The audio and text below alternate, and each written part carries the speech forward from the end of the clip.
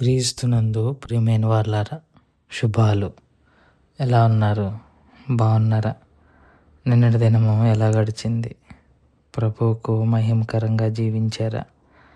జీవించినట్లయితే ఆయనకు స్తుతులు. లేని ఎడల ఆయన మనల్ని క్షమించునుగాక. నేటి దిన ధ్యానాంశము మార్కు సువార్త 13వ అధ్యాయము 19 నుంచి 23 వచనాలు. మార్కు సువార్త 13వ అధ్యాయము 19 నుంచి 23 వచనాలు.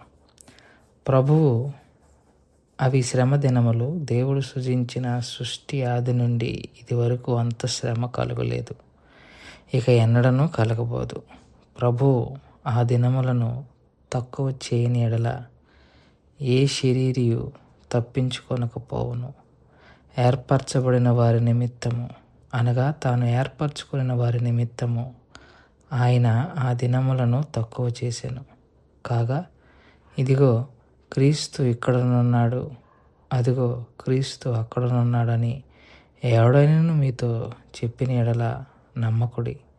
ఆ కాలమందు అబద్ధపు క్రీస్తులను, అబద్ధపు ప్రవక్తలను వచ్చి సాధ్యమైన ఎడల ఏర్పరచబడిన వారిని మోసపుచ్చుటకై సూచక క్రియలను, మహత్కార్యములను అగపరిచెదరు.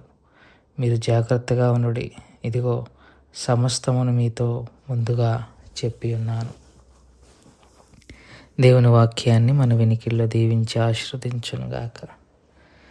అంత్యదినమందు ఎట్లా ఉండబోతుంది అని శిష్యులు అడిగిన ప్రశ్నకు యేసు ప్రభువారు సుదీర్ఘమైన సమాధానం ఇస్తూ కొన్ని అంశాలను వారి ముందు ఉంచుతూ వచ్చారు.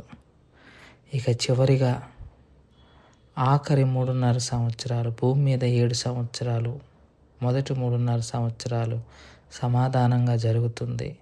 ఆ తర్వాత అంత్యక్రీస్తు హేయకరమైన వస్తువును దేవాలయంలో అర్పించిన తర్వాత భూమి మీద మిగతా 3.5 సంవత్సరాలు మహాశ్రమ కలుగుతుంది.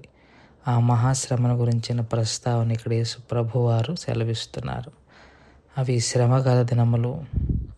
దేవుడు సృజించిన సృష్టి ఆది నుండి ఇది వరకు అంత శ్రమ కలగలేదు, ఇక ఎన్నడనూ కలగబోదు అన్నాడు. అంటే కొంతమంది యేసు ప్రభువారు చెప్పింది 70వ సంవత్సరం టైటస్ కాలంలో అయిపోయింది అని అంటారు. కానీ యేసు ప్రభువారు ఇక్కడ చెప్పబడిన మాటను బట్టి మనం అర్థం చేసుకోవాల్సింది, అటువంటి శ్రమ అంతకుముందు ఎప్పుడు రాలేదు అని అన్నారు. అంటే క్రీస్తు శకం 70వ సంవత్సరంలో వచ్చిన శ్రమ తర్వాత దానికన్నా భయంకరమైన శ్రమలు వచ్చాయి. హిట్లర్ ఏ విధంగా యూదులను ఊచకోత కోసాడో చూశాం. సో ఇక్కడ ఏమంటున్నారు, అంత్యదినములో భయంకరంగా ఉంటుంది, అలాంటిది సృష్టి ఆరంభం నుండి ఎప్పుడు లేదు అన్నారు. అంటే ఆ రోజు ఇంకా రాలా, అది వస్తుంది. అది వచ్చినప్పుడు ఎలా ఉండబోతుంది అని అంటే, దేవుడు ఆ దినములను తక్కువ చేయకపోతే అందరూ నాశనం అయిపోతారు, ఇంక్లూడింగ్ ఏర్పరచబడిన జనాంగముతో సహా. అందుకే దేవుడు తాను ఏర్పరచుకున్న వారి నిమిత్తము ఆ దినములను తక్కువ చేసి ఉన్నాడు అని ప్రభువారు అన్నారు.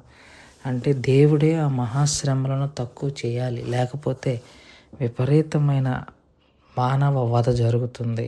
ప్రభువుని ప్రత్యేకంగా క్రైస్తవులకు ప్రభువును అంగీకరించిన వారి ఈ భూమి మీద పూర్తిగా నిర్మూలన చేయబడే రోజు రాబోతుంది. ఆ రోజు వరకు బతికి ఉండకుండా ఉంటే మంచిది. ప్రభు పిలుపును అందుకోవటం మంచిది. ఒకవేళ బ్రతికుంటే ఆ శ్రమల గుండా వెళ్ళవలసి ఉంటుంది అని కూడా మనం అర్థం చేసుకోవచ్చు.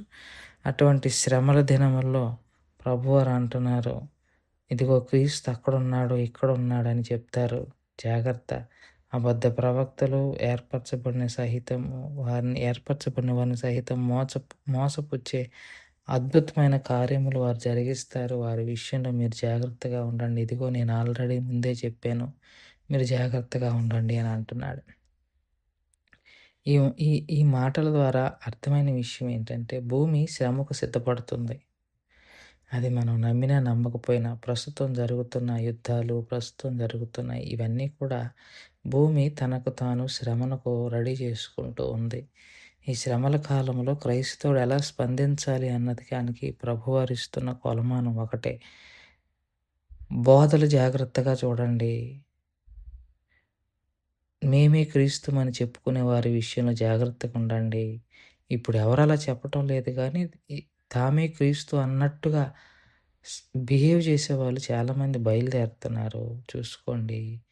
అబద్ధ బోధలు, సూచక క్రియల మీద దృష్టి పెట్టేవారు జాగ్రత్తగా ఆలోచన చేసుకొని ఉండండి అన్న విషయాలను ప్రభువారు వారికి జ్ఞప్తికి తెస్తున్నారు. మనం కూడా వాటి మీద దృష్టి పెట్టుకోవాలని ప్రభు పక్షంగా విజ్ఞప్తి చేస్తూ ఈ మాటలను ఇంతటితో ముగించుకుంటున్నాను. దేవుడు దీవించి ఆశీర్వదించును గాక. ప్రార్థన చేసుకుందాం. మమ్మల్ని మిక్కిలిగా ప్రేమించిన మా ప్రియ పరలోకపు తండ్రి, మీ పాదాలకు స్తోత్రాలు. చెప్పబడిన వాక్యాన్ని బట్టి మీకు స్తోత్రాలు. విన్న వాక్యం మా హృదయంలో భద్రపరుచుకొని వాక్యానుసారంగా జీవించగలిగిన కృపాభాగ్యం దయచేయమని యేసుక్రీస్తు ప్రభువారి పునినామములో అడిగి వేడుకుంటున్నాం తండ్రి. ఆమెన్. God bless you.